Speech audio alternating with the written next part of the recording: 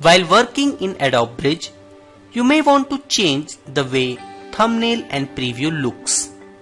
Sometime you may want to look at a larger view of the thumbnail. Sometime you may want to look more thumbnails, so you want a smaller view. To do that, go at the bottom. You'll find a slider. Click here and drag right to get a larger view of the thumbnails. Slide left to get a smaller view of the thumbnails. There are also buttons at the left, smaller thumbnail size, and to the right, larger thumbnail size. This is how you can change the size of your thumbnail. Now there are more information, like there is a name of the thumbnail we are looking at. If you want to see some additional information about this file, go to Edit menu and select Preferences.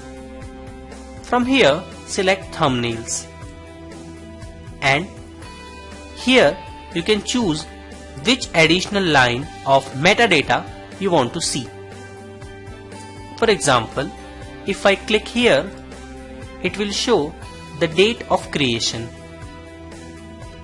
If I want to show the dimensions, I'll click, and as you can see, the dimension, the date and the name of file. When I click OK, it will be there. So whenever you want to look at some additional information about your photos, you can go to Edit and Preferences and set your own preferences about the thumbnails. For now, we will uncheck both of them and click OK.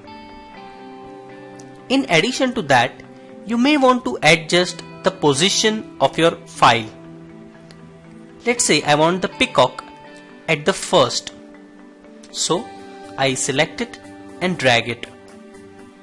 As I drag it, it will be positioned wherever I put it.